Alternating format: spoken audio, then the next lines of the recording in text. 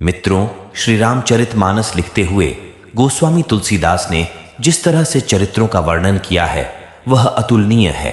रामकथा में आने वाले हर एक छोटे से छोटे किरदार का अपना महत्व है और उसकी उपस्थिति कथा में रोमांच और रहस्य को बनाए रखती है। ये तुलसीदास की लेखनी का कमाल ही है कि आप रामकथा सुनते हुए अगर बीच में किसी अन्य किरदार का प्रसंग आ जाए तो बिना उसकी कथा सुने आगे नहीं बढ़ सकते। ऐसा ही एक पावन प्रसंग मानस के सुंदरकांड की शुरुआत में है। रावण के किले की रक्षा करने वाली प्रहरी राक्षसी थी लंकिनी। कथा के अनुसार लंकिनी से बचकर कोई भी लंका में प्रवेश नहीं कर सकता था। माता सीता जी की खोज में निकले हनुमान जी रात्रि में मच्छर के सदृश्य अपना आकार बनाकर लंका में प्रवेश करने लगे, तब भी वह लंकिनी से नहीं बच सके। उस राक्षसी ने उन्हें देख लिया और लंका में प्रवेश करने से रोक दिया।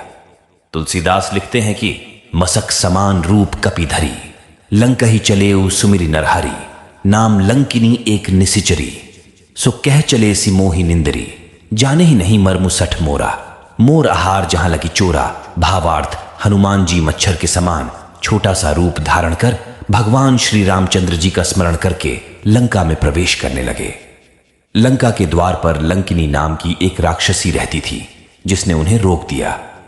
उसने हनुमान जी को ललकार कर कहा कि लंका में मुझसे बचकर कोई प्रवेश नहीं कर सकता और चोरों को तो मैं खा जाती हूं। लंकिनी के इतने बढ़ चढ़ के अपना बखान करने पर हनुमान जी ने उसे एक मुक्का जड़ दिया। उस प्रहार से लंकिनी खून की उल्टी करके गिर पड़ी। जब वह उठी तो कांपते हुए उसने हनुमान जी को प्रणाम किया और अपनी पुरानी बात और रहस्य बताने लगी। फिर उसने ब्रह्मा जी के रावण को दिए वरदान का जिक्र किया और कहा, उसी समय उन्होंने मुझे रावण और राक्षसों के विनाश की पहचान बता दी थी। ब्रह्मा जी ने कहा था कि जब किसी वानर के प्रहार से विकल होना तो समझ लेना कि रावण का अंत समय निकट है और उसी समय तुम्हारी भी मुक्ति होगी। फिर उसने कहा कि इस तरह आपने मुझे मारकर मेरा उद्धार कर दिया है और यह मेरे पुण्य है कि मैं अपने नेत्रों से श्री राम के दूत को देख रही हूं। इस प्रसंग के लिए तुलसीदास जी लिखते हैं कि मुट्ठिका एक महाकपिहनी, रुधिर बमत धरणी ढनमनी, पुनि संभारी उठी सोलंका, जोरी पानी कर बिनय सशंका, जब रावण ही ब्रह्म बर दीन्हा, चलत बिरंच कहा मोहि चीन्हा, बिकल होसी तय कपि के मारे, तब जाने सु निसिचर संघारे, तात मोर अति पुण्य बहुता, देखेउ नयन राम कर दूता। इस तरह हनुमान जी को अपना सब रहस्य बताकर लंकिनी स्वर्ग की ओर चली गई। यहां संत तुलसीदास ने फिर एक रहस्य रच दिया है। लंकिनी कहती है कि जब ब्रह्मा जी रावण को वरदान दे रहे थे तब मुझे राक्षसों के विनाश के समय शुरू होने की भी पहचान बताई थी।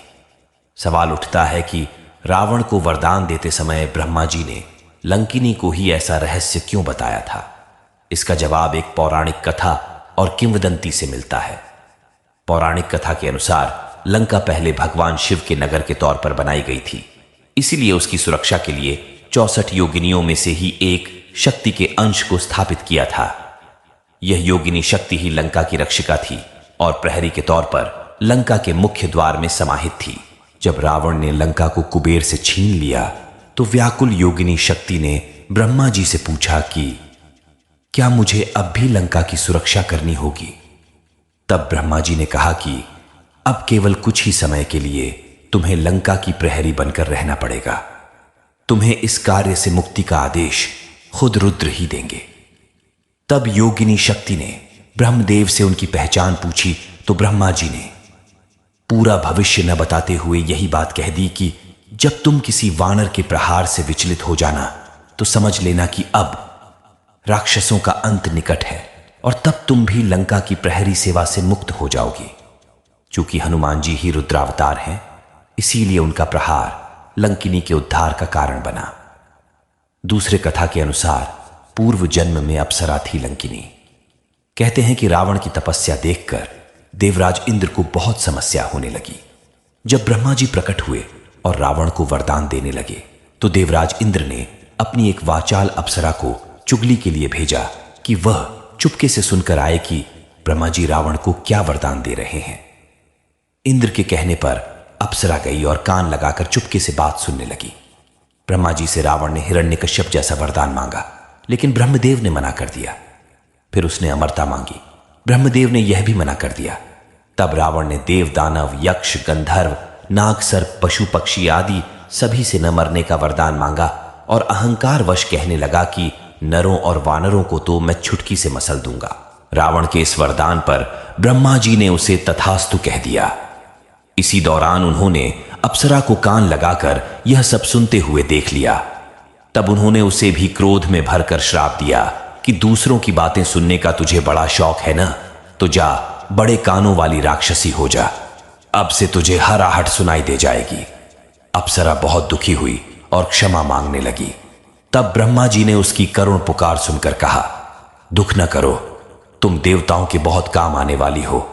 मैं तुम्हें लंका की प्रहरी नियुक्त करता हूं। तुम्हें कोई नहीं हरा सकेगा सिवाय एक वानर के। जिस दिन वह लंका में प्रवेश कर जाएगा, लंका की रक्षा का वही तुम्हारा अंतिम दिन होगा। वही अप्सरा लंकिनी बनकर लंका की रक्षा करती रही। फिर जब लंका रावण के अधिकार में आ गई, तब भी वही लंका की ही प्रहरी थी। हनुमान जी के मुक्का मारने से उसका उद्धार हो गया और वह फिर स्वर्ग की अप्सरा बनकर स्वर्ग चली गई। इस वीडियो को देखने के लिए धन्यवाद। ऐसी प्रेरणादायक कहानियों के लिए हमारे चैनल को सब्सक्राइब करना न भूलें। जय श्री राम।